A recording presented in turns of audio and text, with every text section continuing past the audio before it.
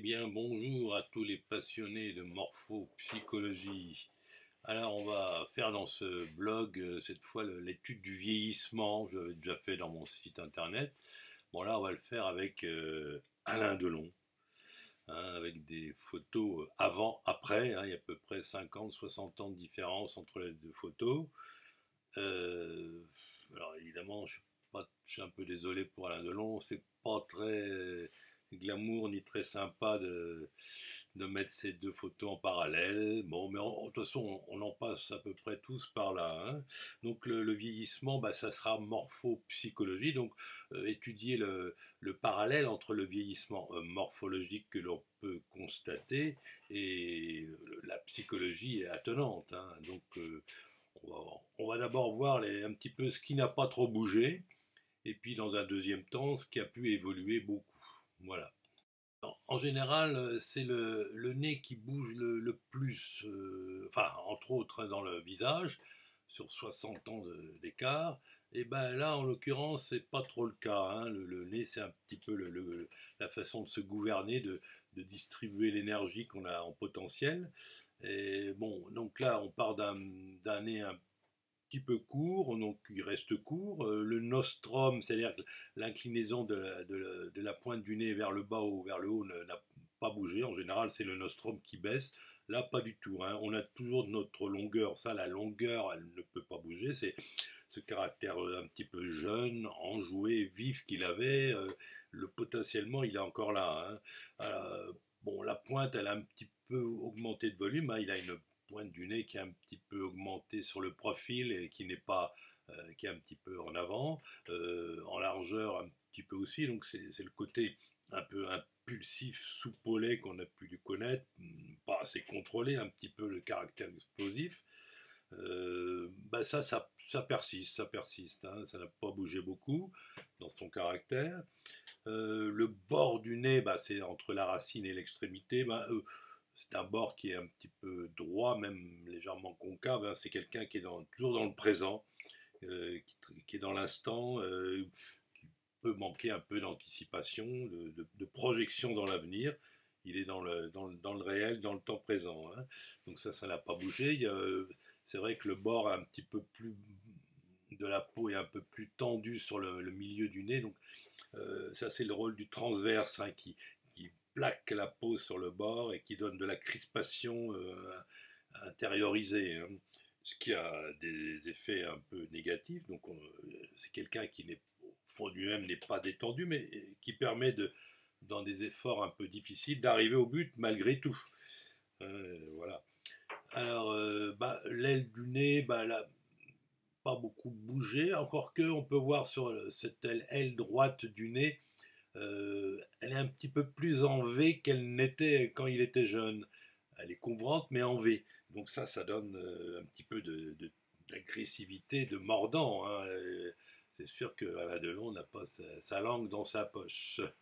Alors donc au final, le nez a peu évolué. Bon, il s'est un peu développé dans le sens du tempérament un petit peu explosif et un peu agressif, hein, dans le mauvais sens, mais dans le bon sens du terme, hein. C'est pas forcément un défaut. Enfin, voilà, bon, un peu plus de crispation, de tension. Voilà, donc les caractères héristiques jeunes se sont un peu accentués, c'est comme c'est souvent le cas. Euh, voilà, bon, rien d'autre pour ce nez, hein. Alors, il y a deux muscles intéressants, hein, qui n'ont pas bougé et qui se sont amplifiés pour le deuxième, c'est le sourcilier horizontal, hein. C'est lui qui crée la ride, les deux rides que l'on voit entre les sourcils. Il a toujours eu beaucoup sourcilier horizontal marqué dès qu'il était jeune, hein. Donc ça, c'est la réactivité, Alain Delon toujours en alerte, jamais pas très détendu, hein. Delon, c'est pas un détendu. Et bon, bah, c'était là il y a 50 ans et c'est encore bien marqué là, avec un petit peu de sourcilier vertical qui donne la ride verticale cette fois-ci, qui donne du blocage du côté têtu entêté. Bon, ça c'est un petit peu banal. Par contre, le frontal externe, hein, c'est la petite ride à l'extérieur de la queue du sourcil, bon, est n'était pas du tout présent à l'époque. Donc ça, c'est l'aptitude à s'étonner, à s'émouvoir. Il y a de la curiosité qui est apparue au fil des années apparemment, hein. Alors bien sûr, maintenant les yeux, là, en effet, là, les yeux sont très très très abîmés, très détériorés. C'est le cas de tout le monde, hein, quand on regarde bien. Delon n'est pas le seul. Mais enfin, là, c'est quand même assez marqué, un peu plus qu'on nous le voudrait pour Monsieur Alain Delon. Alors, bah, c'est les yeux, c'est l'information, les émotions, les sentiments. Alors, c'est un récepteur qui comprend ces trois éléments. C'est un récepteur qui a été mis à rude épreuve, hein. Donc, la zone des cernes, c'est la surcharge de tension nerveuse. L'orbitaire, c'est la trop grande pression dans les éléments que l'on capte, sur lesquels on s'intéresse, qui est détérioré aussi. Donc, c'est le haut et en dessous de l'œil et en dessous de l'œil. Le prétarsal, c'est la paupière inférieure qui est détendue. Manque d'activité, manque d'entrain. Bon, en gros, l'œil un peu beaucoup abîmé, hein. Donc, c'est certainement la biturmentée qui a joué son rôle, mais je pense que, en fin de compte, ce nez un petit peu court qui ne l'a pas porté, qui ne l'a pas aidé, hein. Le nez long, c'est de la maturité, c'est du temps, et ça aide un petit peu à prendre du recul. Et là, on est tourmenté pendant 40 ans, 50 ans, et ben, au bout d'un moment, l'œil et ce qu'il comporte comme information psychologique s'abîme un petit peu plus qu'il ne le faudrait malgré l'âge, hein. Voilà, c'est ce qu'on peut penser pour cet œil. Alors maintenant, le mont de l'agilité sur les bords latérales des narines, hein. Vous voyez, quand il était jeune, c'était un très plat. Donc, ce qui veut dire qu'Alain Delon n'a jamais été un comédien classique dans le sens je joue un rôle, je compose, je masque ma personnalité réelle derrière un personnage. Delon est un acteur d'instinct, donc direct, donc c'est ce qui va lui donner son charme. Donc, alors, avec l'âge, c'est un petit peu rempli, on va dire, hein, sur les côtés latérales du nez, mais enfin bon, pas tant que ça. Ça reste, on va dire, un petit peu identique. La joue plate de ces jeunes années, le côté contestataire, un peu réactif, un peu contestataire, hein, c'est le meilleur mot. Bon, c'est un petit peu peut-être apaisé, mais bon, pas tant que ça, hein. Voilà, bon, donc ça, les joues. Alors, on va passer maintenant au mauvais quart d'heure d'Alain Delon, c'est la zone inférieure et son tonus.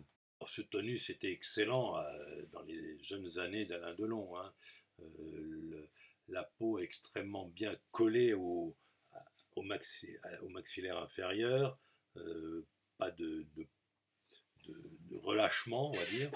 Donc, le tonus de la zone inférieure, c'est un peu la signature de la bonne santé d'un individu, hein, de son bon fonctionnement interne. Donc, à l'époque, bah, ça allait encore un peu bien, même très bien. Donc, il y avait ce côté réactif, prêt à partir au moindre tour, faisant face à tout. Voilà, tout va bien. Mais avec l'âge, les dysfonctionnements psychologiques, sonner un peu court, l'excès de sentiments un peu perturbés et difficiles à accepter. En fait, Alain Delon n'a pas réussi à tenir le coup, quoi. Donc là, le tonus s'est extrêmement relâché. Encore une fois, avec l'âge, le tonus se relâche, mais enfin là, quand même beaucoup.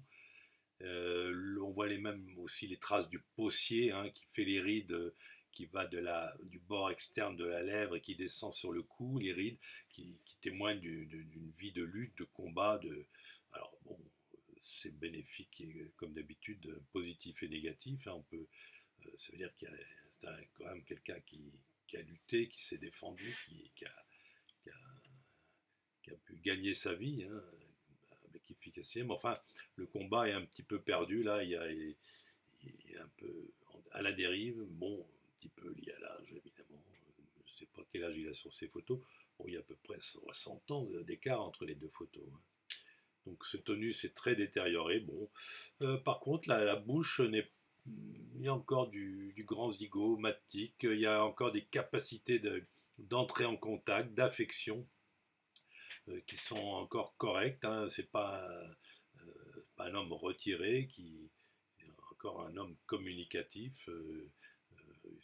Pour l'instant, il se porte bien de ce côté-là. Alors la bouche en elle-même, le tissu des lèvres était euh, très relativement charnu, on va dire. Bon, avec l'âge, ce côté sensuel, intuitif, tactile, un petit peu disparu. Bon, c'est lié aussi à l'orbiculaire interne qui pince les lèvres, qui donne de la une fermeture, une méfiance par rapport aux données qui peuvent venir de l'extérieur. Hein. Mais bon, le liseré entre la lèvre et le tissu des lèvres est extrêmement précis, qui montrait un certain raffinement dans dans le comportement. Bon, bah là, il est encore là, bien sûr, mais enfin, le tissu a un peu fondu. Donc voilà, bon, mais là, il y a quand même une bouche qui se tient. La lèvre inférieure sur le profil n'est pas trop inclinée, elle se maintient. Il y a encore de la, des éléments un peu positifs, bien sûr, chez Alain Delon.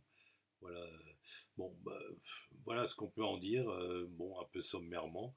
Je sais que c'est pas très euh, agréable les photos avant-après. Notre pauvre Alain Delon, bon, hein, entre le plein soleil de 1900, je ne sais plus combien, et les photos à droite très très récentes. Bon, il y a toute une vie de sentiments difficiles, de situations à gérer, pas très faciles pour lui, probablement, hein, des éléments familiaux, etc. Bon, tout ça, ça fait les traces et, que l'on peut voir sur le visage. Ça donne aussi la richesse de la personnalité, aussi un petit peu, hein, qui, se, qui accumule les années d'expérience et qui donne quelqu'un dans un sens de fatigué, un petit peu diminué, mais qui donne une richesse quand même pour entrevoir les éléments de la vie. Voilà. Eh bien, bonne soirée à tous, au revoir et à une prochaine vidéo.